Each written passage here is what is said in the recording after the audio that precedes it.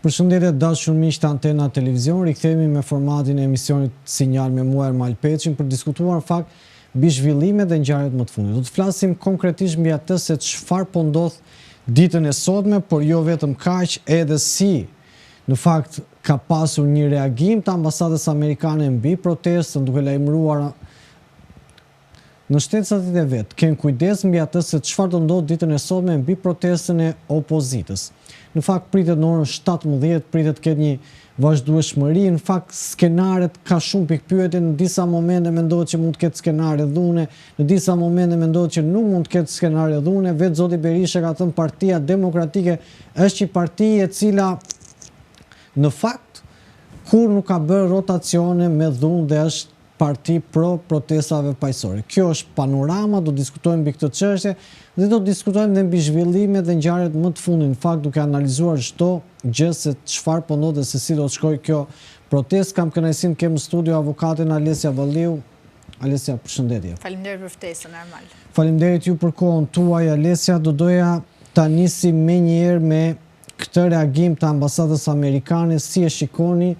Një reagim normal, një reagim i cili në fakt ka të ketë një përkujdesje për në shtetësat e vet, duke qenë se protestat nuk dihen kur skenaret si mund të përfundojnë, si e ke parë? Është një mesazh i zakonshëm që ne kemi mësuar që ambasada i jep para çdo proteste për të shmangur dhunën dhe për të shmangur pa diskutim të ketë një agresion ndaj qytetarëve ose ndaj personave që janë pjesëmarrës në protestë.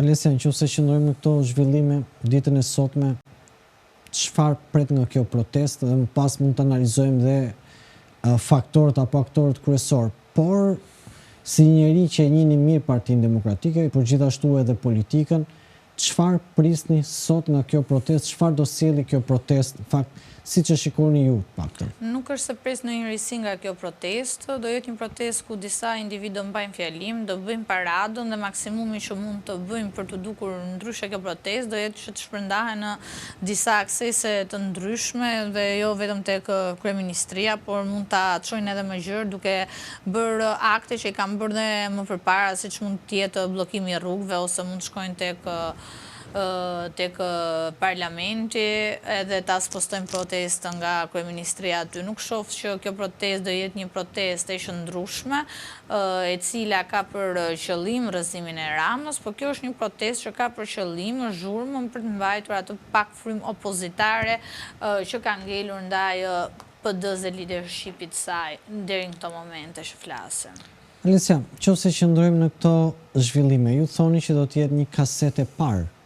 Po patjetër, nuk është se do ketë një rision, nuk mendoj që Rama rrëzohet sot. Jo, fakti që policia e shtetit ka gati 1300 trupa në terren, është mobilizuar gjithë policia e shtetit, kryeministria dje u blinduan, veteranët kryesorë të paktën. Ka frikë vetë di Rama sot, plus vetë Sali Berisha ka pasur një sër kërcënimesh, ka thënë në qoftë se janë banë, le të rinë në zyrë, thotë. Si e shikon gjithë këtë, apo janë masa që merren? Tani, kjo nuk më duket normale, po t'ja mbaj letrin në zyrë, sot është ditë e shtunë, është ditë pushimi. Tani, kur gjithë bota proteston, kur kryeministri është në zyrë, mund të bëjnë një protestë në ditën, që t'jetë kryeministri në zyrë, me që kërkojnë që t'jetë aty lartë, t'jenë të qëndrueshëm, t'jenë të fortë dhe t'jenë në masë. Tani, kryeministri nuk do të ndjeki agjendën e opozitës, se nuk e përcakton dot lideri i opozitës agjendën e qeverisë, se kjo nuk bën sens. Të rri ai në zyrë ditën e shtunë, se vetëm shtunën na vinë njerëzit ne. E shtuna është ditë pushimi, apo jo? Mund të bëjë një protestë, pse protestat gjithmonë Partia Demokratike i bën natën dhe nuk i bën ditën. Mund të shkojnë të hënën, të martën, të mërkurën. Aty kanë qëndruar Rama dhe kur ka bërë protestë ky zotëria, i Shqipëria bëhet. Nuk ka lëvizur nga zyra. Tani kjo është qesharake që bëhet për diskursin publik, për treguar forcë ndërmjet fjalëve, por ku është forca nuk ka nevojë për fjalë, edhe aty ku nuk është forca, fjalët nuk të mjaftojnë që ti t'japësh një shpjegim pse protestuesit nuk janë me ty, pse qytetarët nuk janë me ty, pse sot Partia Demokratike është kthyer në një bunker dhe mbi të gjitha pas skandalit Takshit, pas kërkesës që ka bërë Spaku për zonjën Balluku, kemi një kryebashkiak që kemi një sheli të Durrësit, gjithë të gjëra duhet mjaftonin që populli shqiptar të ishte në këmbë dhe populli shqiptar të argëzonte Edi Ramën me qëndres, me protest, duke kërkuar drejtën e vetë legjitime për të bërë shtet dhe jo për të ruajtur për shtet. Por këtu është bërë një pazar i përbashkët dhe te ky pazari pa diskutim që opozita ka marrë pjesën e vet dhe pa diskutim që opozita protestën kujtohet ta bëjnë fund janarit kur akshi dhe skandali kanë më shumë se 20 ditë që kanë ndodhur dhe opozita ka fjetur dhe pa diskutim që bëhen pabesueshëm për popullin dhe për publikun dhe masa nuk është me to, se që të rrezosh një qeveri duhet pa diskutim të kesh shumicën. Ti sot je pakicë, përfaqëson pakicën fatkeqësisht. Nesër ty më zgjedhje, prapë PS-ja fiton. Pra ju thoni që edhe nesër sikur po marrim modelin që thonë ata zgjedhje teknike përsëri Edi Rama, apo qeveri teknike dhe zgjedhje parakohshme Edi Rama fiton përsëri? Pa diskutim që po, pasi PD-ja nuk është gati për të hyrë në zgjedhje, PD-ja ka nevojë të thellë të pranojë të vërtetën, ka nevojë të thellë të ndryshojë vetveten, ka nevojë të thellë të ndryshojë leadershipin, ka nevojë për një platformë reale që t'ja prezantoj qytetarëve dhe ka nevojë të ketë besueshmërinë maksimale, jo vetëm faktorit kombëtar, po ajo që është më e rëndësishme normale është faktori ndërkombëtar. Dhe kur PD-ja tjetë e kompletuar, pa diskutim që është forcë fituese dhe është forcë e parë, po pa parë veten, pa rregulluar veten, pa qenë shumicë tek populli jot, pa pasur asnjë lloj raporti me faktorin ndërkombëtar, si pretendon ti që kjo forcë politike do vinë pushtet, qoftë edhe sikur ta fusi Rama nesër në zgjedhjet parakohshme. Tani rezultati 83 mandate duhet ta bënte të reflektonte leadershipin e Partisë Demokratike. Duhet ta bënte të reflektonte elitën e Partisë Demokratike. Duhet bënte të reflektonte vetë demokratët. U bën shumë vite në opozitë. U bën shumë vite që kjo parti nuk po arrin të marrë votën popullore, nuk po arrin të tërheqë elektoratin ngri, nuk po arrin ta shpalli PD-n fituese. Këtu ndikon faktori ndërkombëtar, këtu ndikojnë problemet me institucionin e drejtësisë, këtu ndikojnë mungesa e një leadershipi të ri, këtu është një tranzicion dhe shembulli konkret është leadershipi i pafund, i cili pa diskutim duke mos dhënë ndërheqjen është duke mbajtur peng të parti për interesat private, jo vetëm tijat, po dhe 5-6 apo 50 rrogtarëve që janë aty sot. Çështja sot është më e thellë se kaq. Çështja është që kjo klasë politike të ndryshojë duhet pa diskutim gjenerata e re. Dhe gjenerata e re, intelektualet, ato që mund ta bëjnë Partinë Demokratike fituese. Nuk mund të vi dot PD-ja në pushtet me xhaketat e vjetra, cilat kanë mbisupe damkat korrupsionit edhe të shumë historive të tjera. Kështu që në këtë prizëm populli ka një mungesë reagimi dhe mungesa reagimit është pa diskutim një shuplak jo vetëm për qeverim, por edhe për opozitën. Se po ta vesh re në zgjedhjet e fundit, opozita e shifte si fitore rastin e Bashkisë Vlorës pse kishte aq pak pjesëmarrës.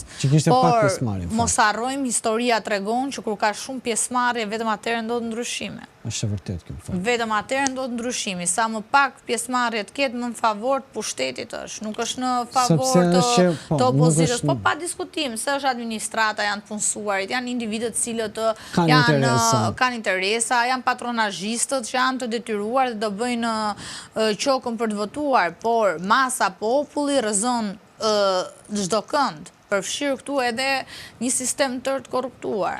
Kështu që shuplaka është dhënë për të dyja partitë, qoftë edhe majtas edhe djathtas. Unë kështu e lexoj. Alesia, duket sikur brenda Partisë Demokratike, edhe pse po shkojmë drejt protestës, edhe pse të paktën është lajmëruar ditën e sotme në orën 17:00, pritet që të jetë më pas, sepse këto janë edhe momente strategjie. Do doja të pyesja pak në fakt, duket sikur në PD tashmë ka nisur një betejë tjetër. Flamun Oka po ashtu ka pasur përplasje me Saljanin, Xhelal Mziu po ashtu ka pasur përplasje me Saljanin, vetë zoti Berisha ka thënë Saljani kaloi vijën e kuqe. çfarë po ndodh brenda kësaj partie e cila në vend të unifikohet më shumë po coptohet dhe po copëzohet? Nuk është fiks kështu siç e shpjegoni ju, është thjesht që zoti Saliani ka marrë një iniciativë dhe ka dalë jashtë radhës së zotit Berisha. Dhe pa diskutim çdo person që mendon kundra sulmohet dhe akuzohet me shpifje nga më ndryshme pa pasur asnjë provë të vetme dhe pa diskutim që shpallet armik i brendshëm dhe imagjinar i Partisë Demokratike. Nga ana tjetër, për çfarë akuzohet zoti Saliani për lidhjet me krimin, po ti ke deputetët e Elbasanit që e votuan krimin, edhe Berisha i premioi, i bëri deputet listës mbyllur për PD-s Elbasanit. Nga ana tjetër, flasim për zotin të krimit në Elbasan që i ka vendosur zoti Berisha? Po pa tjetër, kemi rastin e Blendi Himçit, i cili pa diskutim votoi tregun, babain e Suel Çelës, kur ishte antar i Këshillit Bashkiak të PD-s, votoi pro, e ke me zë dhe figur videon, e ke në Google, e ke në YouTube, e ke kudo që ta klikosh. Pasi e votoi, Berisha e premioi. Tha ti do jesh deputet, do heq dashsulën, edhe pse dun demokratët dhe e zgjodhën parin, unë do ta heq se do vëj ty se ti i ke shërbyer krimit dhe ti duhet jesh këtu. Kurse për zotin Saliani nuk ka asnjë provë vetme që ka lidhje me krimin organizuar, përveç se ato të shka shkruan me mesazhe zoti Berisha për ta ulur figurën e tij dhe pa diskutim që ta bëjë atë një figurë të lidhur me krimin organizuar dhe mos jetë konkurrent nesër për leadershipin e Partisë Demokratike. Nga ana tjetër, zoti Mziun e kemi me akuza për pabarazin tendera, që në vitin 2013, në vitin 2018 i dha tenderin Sadri Abazi, që është deputeti i Partisë Socialiste, në 2019 shkoi në SPAK prap nga zoti Rakip Suli, po për pabarazin tendera, ndërkohë zoti Saliani nuk është akuzuar kur për pabarazin tendera, për korrupsion apo për bashkëpunim që mund t'i ketë dhënë socialistëve tendera dhe të ketë bërë pazare të tilla. Kështu që në këtë prizëm nuk shoh që zoti Saliani ka sulmuar Partinë Demokratike. Po ta vëshrea i thjesht ka bërë një kritik për një problem që është real sot që e di çdo kush në Shqipëri. Kanë qenë ato që kanë sulmuar zotin Saliani. Arsye dihet pse, siç më sulmojnë shpifin dhe për mua dhe për zotin Saliani, janë një tuf call center është paguar nga Berisha për të ulur imazhin e çdo kujt që mendon ndryshe. Është kundra mendimit ndryshe. Nuk është se është personale me Salianin apo me Alesian. Thjesht ne jemi në një mendim ndryshe dhe jemi me të vërtetën, jemi për garën, për demokracinë, për parimin, ndër këto janë për pegmarrjen e partisë. Kjo është diferenca. Alesia, doja të mirja një koment për ju për zhvillimet edhe të qeverisë. Si e shikoni sot qeverinë Rama? Duket sikur është në pozita shumë të vështira. Problemet e Akshit, Belinda Balluku. Unë do ta përkufizoj shkurt, qartë dhe pastër, shoh një qeveri e cila mbijeton, merr frymë dhe ekziston vetëm fal leadershipit Partisë Demokratike. Çfarë nuk kupton? E thash më qartë se kaq, Sali Berisha është arsyeja pse Rama vazhdon akoma të jetë në godinën e kryeministrisë. Dhe jam e bindur se kur sot për këtë gjë që them. Pasi pa diskutim pas skandalit Akshit, pas skandalit me zëvendës kryeministren Balluku, pas skandalit me Erion Velin, ajo nuk ka se si ta mbaj më kjo qeveri pa diskutim moralin, legitimitetin dhe gjithçka. Thjesht garancia e tyre është lideri i opozitës dhe kjo është fatkeqësi e madhe për popullin shqiptar. Alesia, vizitën e vajzës së Donald Trump, si e pe vetë opozita kishte ngritur një narrativ që Rama do merret si Maduro, do vinë Amerikanët, duket sikur erdhi vetëm vajza e Donald Trump. Çfarë nuk kupton? Tani